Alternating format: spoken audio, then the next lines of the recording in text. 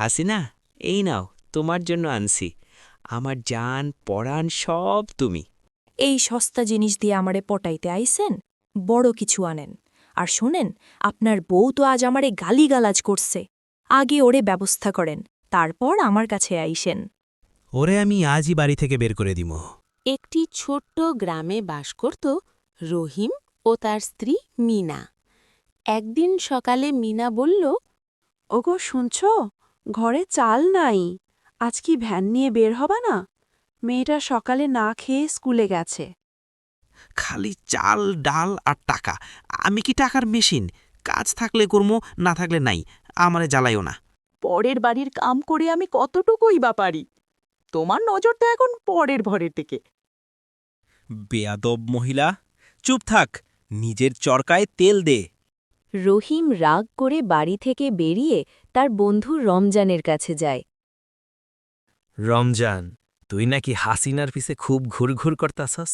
কাম কাজ বাদ দিয়া এটা কি শুরু করলি? বাড়িতে তোর বউ বাচ্চা উপাস থাকে। আরে রহমত ভাই, জরিমানারে দেখলে এখন আর ভালো লাগে না, খালি ঘ্যান ঘ্যান করে। আর হাসিনা কত সুন্দর করে কথা কয়, ওরে আমি বিয়া করমু ভাবতেছি। ভুল করতাছোস রমজান। মোহের টানে আসল মানুষ হারাইস না, পরে পস্তাবি। যা, এখন আমার মাঠে একটু কাজ পড়ে আছি, তোর সাথে আজাইরা প্যাচাল পাড়ার সময় আমার নাই।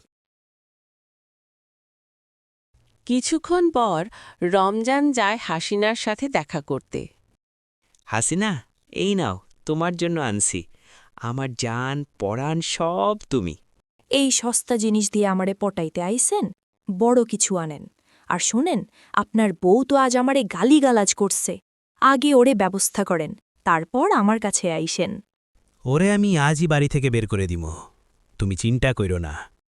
এ কথা শুনে রমজান রেগে গিয়ে তার স্ত্রী মিনার সাথে ঝগড়া শুরু করে। তুই হাসিনারে গালি দিছস কেন? আজই তোরে তালাক দিমু। বের হ আমার ঘর থেকে। আমি গালি দেই নাই, আমি শুধু ওরে কইছি আমার সাজানো সংসারটা ভাঙো না। হোমের বাপ, তুমি পর্নারীর জন্য নিজের কলিজার টুকরা সন্তানটারেও ভুলা গেলা। বাবা, বাবা, আজ স্কুলে টিফিন দেয় নাই। খুব খিদা লাগছে। তুমি কি আমার জন্য বিস্কুট আনছো? টিফিন দেয় নাই তো আমি কি করব? যা ভাগ এখান থেকে। এমন সময় রহমত নিয়ে আসে হাসিনার বিয়ের কার্ড।